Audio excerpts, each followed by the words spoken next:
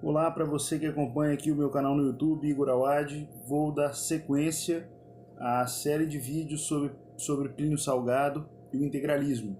Nós estamos aqui no desenvolvimento da obra Direitos e Deveres do Homem, e esse já é o terceiro vídeo acerca da propriedade, do direito à propriedade. Então falamos, em vídeos anteriores sobre o fundamento da propriedade privada, o verdadeiro conceito da função social da propriedade, que não é a destinação a uma coletividade sem forma, uma massa sem forma, mas o suporte à liberdade da família e também a dimensão individual da propriedade. Dando sequência aqui, no número 2 do capítulo, no item 2, o Plínio chama atenção para as ameaças modernas ao direito à propriedade. Eu vou ler o primeiro parágrafo e, com base nele, que eu vou fazer aqui uma breve explanação. Abre aspas. Sustentar, entretanto, o direito à propriedade apenas teoricamente parece-nos improfícuo.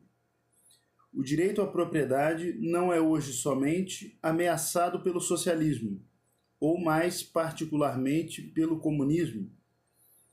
Sustentado em teoria pelo individualismo político, ele é negado na prática pelo jogo dos interesses econômicos e principalmente pela desorganização da economia, que é hoje, porventura, o fenômeno mais saliente dos tempos modernos. Fecha aspas. É bastante curiosa essa passagem, como ela reflete, ela dialoga diretamente com aquilo que Chesterton e Belloc estão dizendo do outro lado do Atlântico, mais ou menos na mesma época. Isso aqui é final da primeira metade do século passado, e Chesterton e Belloc estão dizendo a mesma coisa lá na Europa. A gente poderia traçar, posso até fazer um vídeo depois sobre a possível relação com a ideia do Estado Servil. Inclusive, publiquei um artigo sobre a relação de Plínio Salgado e Belloc no que diz respeito ao Estado Servil e aquilo que Plínio Salgado chama de espírito da burguesia pela revista Geopolítica, do meu amigo Edu Albuquerque. Mas eu não queria dar um enfoque nisso agora, dessa ideia da contradição entre as condições materiais, e aquilo que é declarado pelo direito. Isso merece um vídeo próprio. Eu só queria destacar aqui hoje sobre o fato de que o ataque à propriedade privada, ou à propriedade, o Plínio faz questão de omitir o termo privada para não nos remeter a uma ideia equivocada do direito à propriedade, como que o individualismo liberal capitalista, tanto ele quanto o comunismo, eles atentam contra a propriedade. Essa é a grande sacada dessa passagem. Que o socialismo ele atenta contra a propriedade privada, isso é óbvio, isso é dito expressamente pelos socialistas, não é? Isso é muito fácil de se constatar. Inclusive, eu me lembro de uma passagem que aconteceu comigo quando eu era adolescente. Eu tinha por volta de 14 anos e fui visitar um assentamento do MST. E lá, eu, adolescente, começando a ter contato com o marxismo, depois eu enveredei no socialismo, na época, quando eu era adolescente, me chamou muita atenção o fato de aquelas pessoas lá no acampamento, eles estavam fazendo uma fala, tinham algumas palavras de ordem e contestando o direito à propriedade. Eu me lembro, isso foi logo no início da minha caminhada intelectual. Eu achei estranho aquilo. Porque pensei comigo, né? Eu cá com meus botões, um menino de 14 anos, pensei, na verdade, eles não deveriam falar mal da propriedade. O que eles estão lutando é por um pedaço de terra que seja de cada uma daquelas famílias, né? Não deveria ser o caso de defender o direito à propriedade? Depois, passado o tempo, fui convencido de que não, realmente a propriedade era um roubo, como dizia Marx. Mas hoje eu vejo que aquele insight que eu tive, ele estava correto, né? Foi um lampejo. Aquele insight ele estava correto, né? E hoje eu encontro, tanto em Plínio, quanto em Belloc, quanto em Chesterton, suporte teórico, explicação desse insight que eu tive, não é? Mas o fato é que socialismo e comunismo, propriedade privada é um pecado mortal, não é? Falar em propriedade privada é falar em algo ruim, em algo a ser combatido. Então não é difícil de verificar o ataque à propriedade promovido por essa vertente. Agora, muito mais sutil e perigosa é a defesa do capitalismo liberal como promotor e defensor da propriedade privada. Essa é a parte mais sutil e perigosa. Porque entender que os socialistas não gostam de propriedade, isso é muito claro. Agora, que os capitalistas não gostam de propriedade é muito estranho. Por quê? Os socialistas, eles acusam os capitalistas e os liberais de defenderem a propriedade privada, que é algo a ser combatido. Então, nessa briga, é muito mais difícil, é muito mais velada, né, a violação à propriedade privada feita pelos liberais do que aquela feita pelos socialistas. No entanto,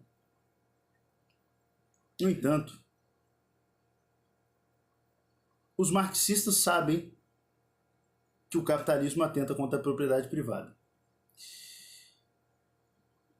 De modo que um marxista ortodoxo, um marxista raiz, ele defende o desenvolvimento do capitalismo nos países como forma de aceleração da marcha revolucionária.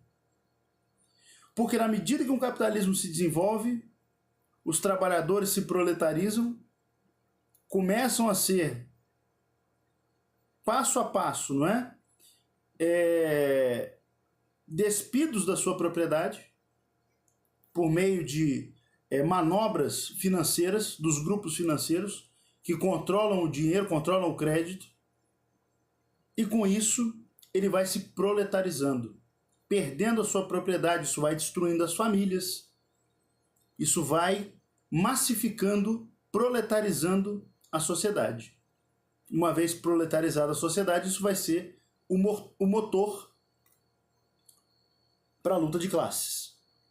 Então, o marxista ortodoxo, ele sabe que, no fundo, a defesa que o capitalismo liberal faz da propriedade privada é uma defesa frágil, é uma defesa mentirosa, ardilosa. Porque, na verdade, tanto o capitalismo quanto o comunismo caminham para a monopolização. Para a monopolização. Então, mais difícil, não é? Então, veja como Plínio nos ensina aqui. Sustentado em teoria pelo individualismo político, o direito à propriedade é negado na prática pelo jogo dos interesses econômicos e principalmente pela desorganização da economia. Então vejam que é muito claro que há uma defesa da propriedade privada no discurso, no plano do discurso, pelos liberais, mas na prática o que existe é uma proletarização, ou seja, a concentração da propriedade nas mãos de poucas pessoas. Nas mãos de poucas pessoas. Isso vai desencadear o movimento revolucionário, isso vai desencadear a luta de classes.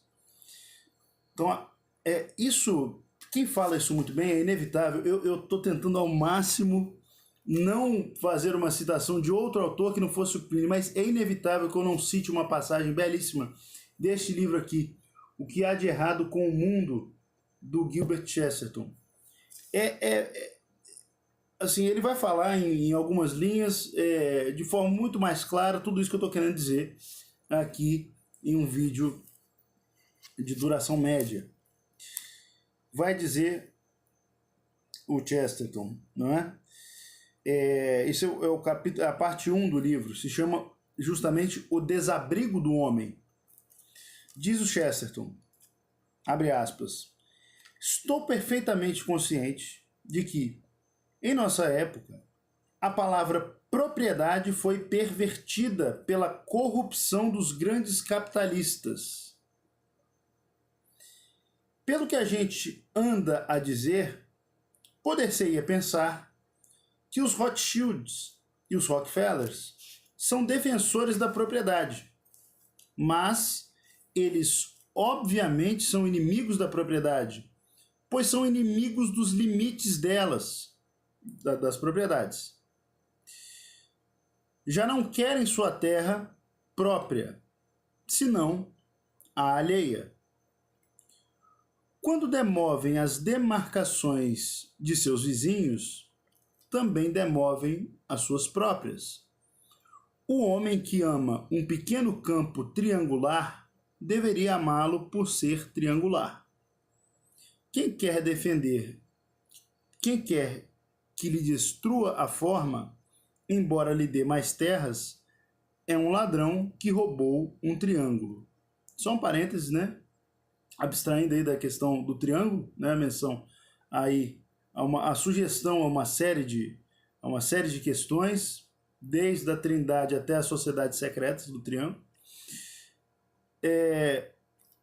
Voltando. O homem que leva consigo a verdadeira poesia da posse deseja ver um muro no encontro de seu jardim com o jardim do Sr. Smith. Uma sebe no encontro de sua fazenda com a do Sr. Brown.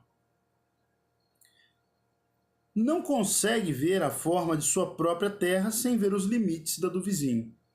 O Duque de Sutherland, possuir todas as chácaras numa única propriedade rural, é a negação da propriedade, assim como seria a negação do casamento se ele tivesse todas as nossas esposas em um único harém. Fecha aspas.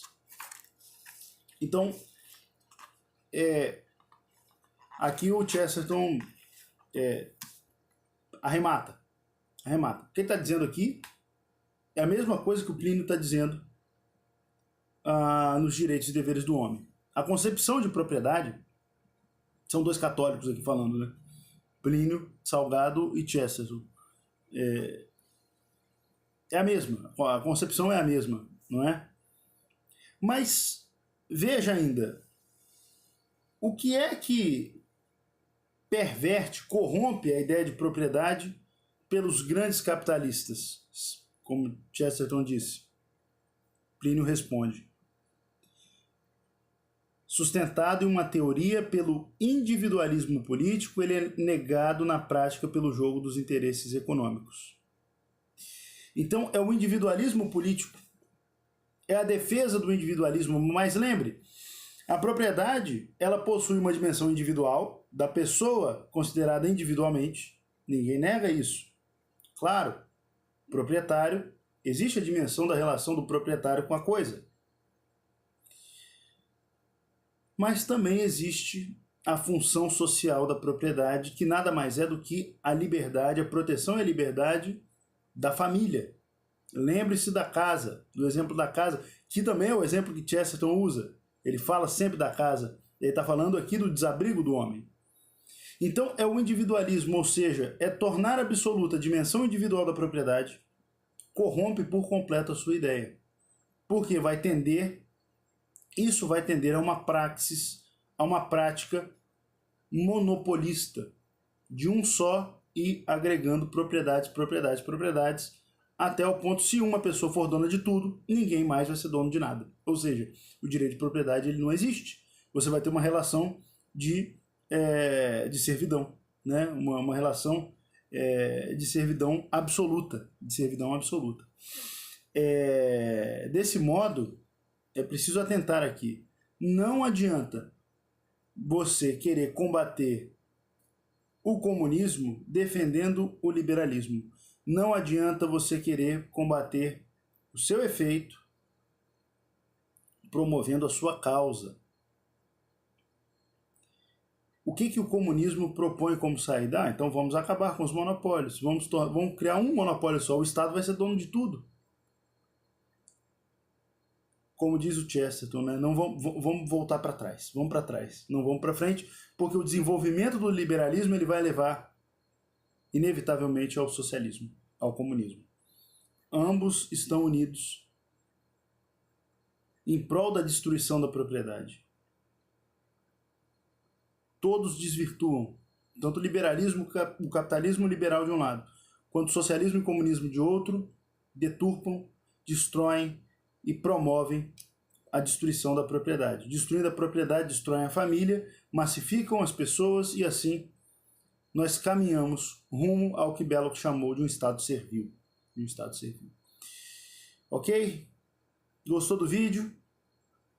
Clique em curtir, inscreva-se no canal, compartilhe, me ajude aqui no trabalho de divulgar o pensamento do Plínio Salgado e a doutrina integralista. Um abraço para você e até o próximo vídeo.